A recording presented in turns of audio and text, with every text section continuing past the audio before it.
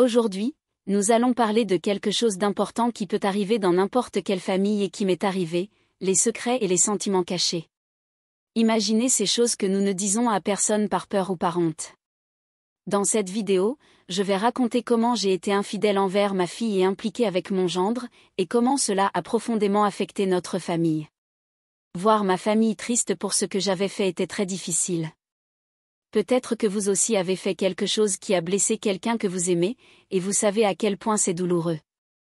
Je veux que vous sachiez que même lorsque tout semble très difficile, il y a encore de l'espoir et nous pouvons améliorer les choses. Préparez-vous pour une histoire passionnante, regardez la vidéo complète dès maintenant. J'étais au milieu d'un sommeil paisible lorsque j'ai été brusquement réveillé par le grincement aigu de la porte de la chambre de ma fille qui se fermait instantanément. J'ai ouvert les yeux et j'ai essayé de percevoir ce qui se passait tout en me bouchant les oreilles pour capter le moindre son. Ma chambre était enveloppée dans un silence pesant à cette heure de la nuit, où chaque petit bruit semblait amplifié par le calme. L'écho lointain de l'eau tombant dans la salle de bain résonnait doucement. La porte de la chambre de ma fille s'ouvrit à nouveau et cette fois, je me levai doucement, en silence, inquiète de savoir ce qui se passait. Je pensais que quelque chose de grave allait se passer et qu'ils avaient besoin de mon aide. Au lieu de courir et de frapper à la porte, j'ai décidé d'avancer avec prudence, en essayant de ne pas faire de bruit pour ne pas être découvert.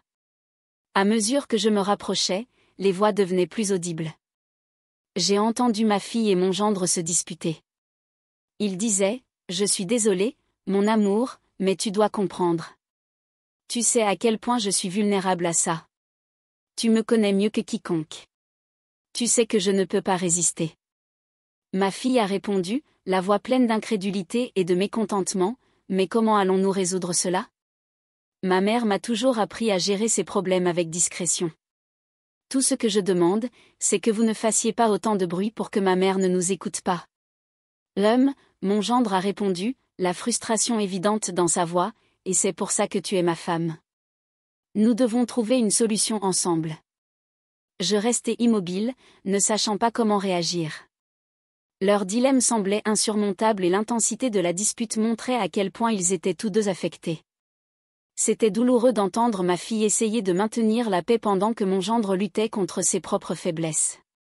Avec précaution, je suis retournée dans ma chambre, réfléchissant à ce que j'avais entendu. La situation exigeait sensibilité et compréhension, et je devais trouver un moyen de soutenir ma fille sans trop interférer. Leurs paroles résonnaient dans mon esprit et je savais que tout faux pas pourrait encore aggraver la situation. J'ai ressenti une douleur intense en entendant ces mots. Leur discussion, intensifiée par ma présence, m'a fait culpabiliser et me sentir comme une intruse. Le cœur lourd, je me suis retournée et suis rentrée tranquillement dans ma chambre, conscient que leur conflit avait ses racines dans ma présence, ce qui m'a profondément blessée. Plus tard, j'ai réalisé que mon gendre n'allait pas bien et que ma fille semblait aussi inquiète.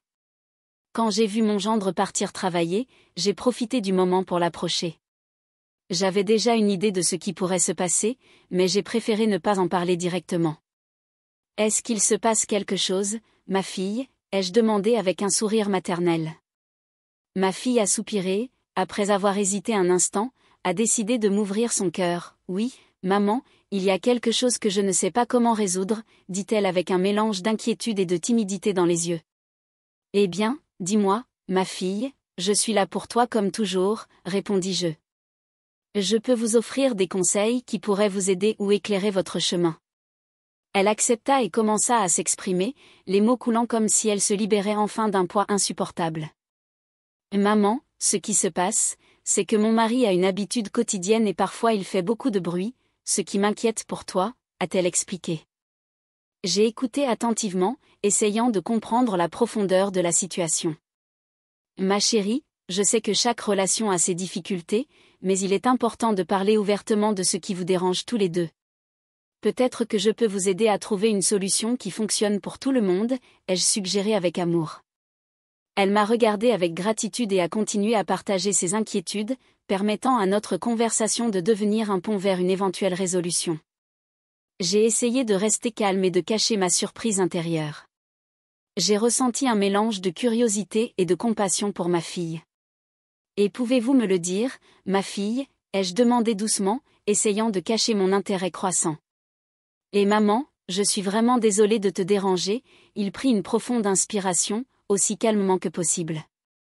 J'ai répondu, ne vous inquiétez pas, continuez vos activités. En ce moment, je dormais profondément et même un tremblement de terre ne pourrait pas me réveiller. Vous vous limitez et prenez soin de votre mari comme vous le faites. Et je devrais, ai-je commenté à ma fille. Elle me regarda, soulagée, un sourire reconnaissant illuminant son visage. C'est agréable de pouvoir te parler comme ça.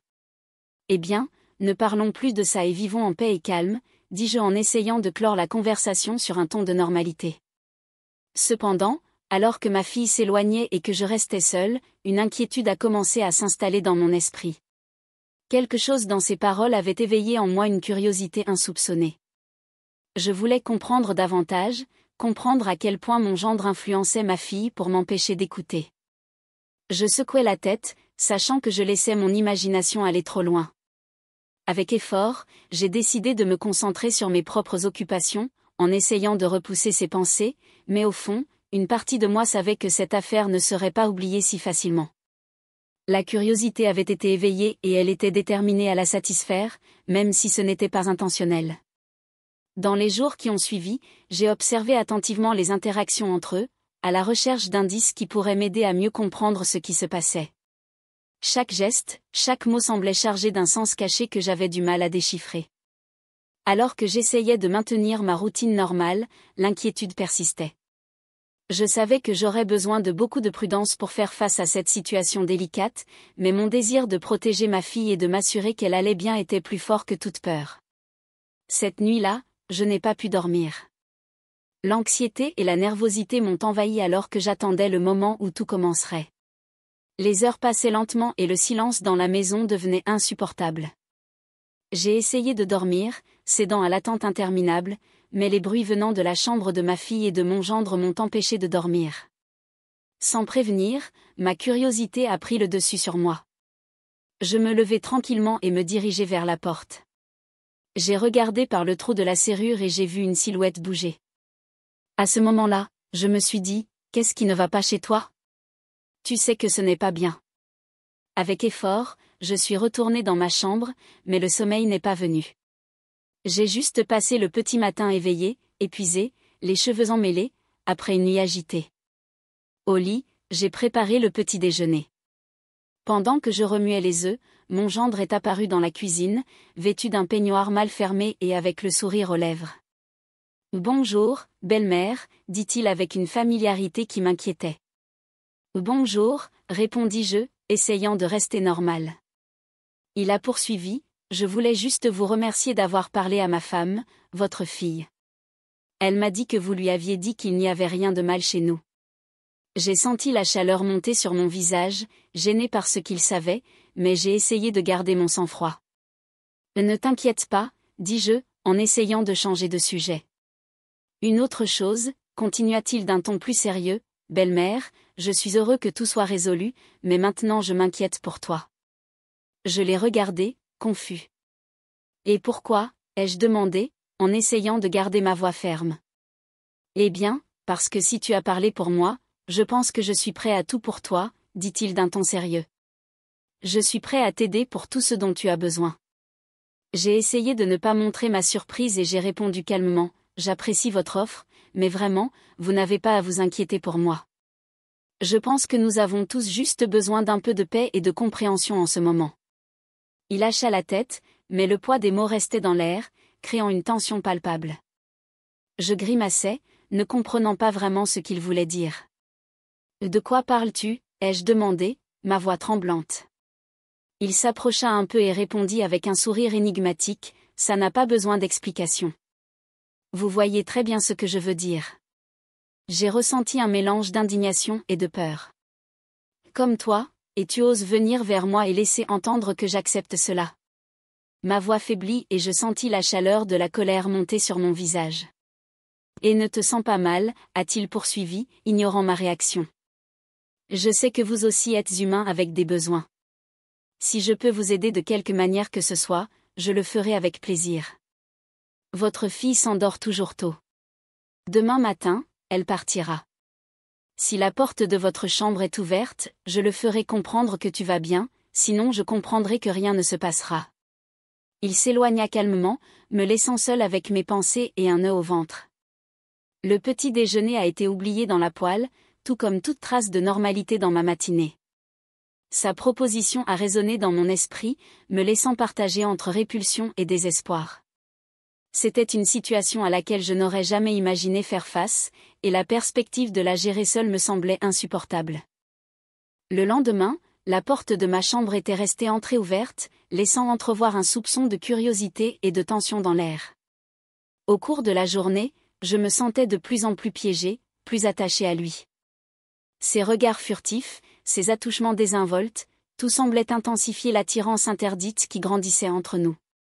La nuit, il est mon gendre, mais à l'aube, quand le silence de la maison nous entoure, il devient quelque chose de plus.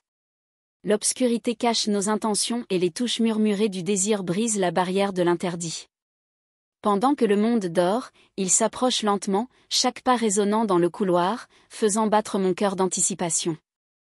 La chaleur de son corps proche du mien, la manière dont il me traite, tout devient un dangereux jeu de séduction et de tentation.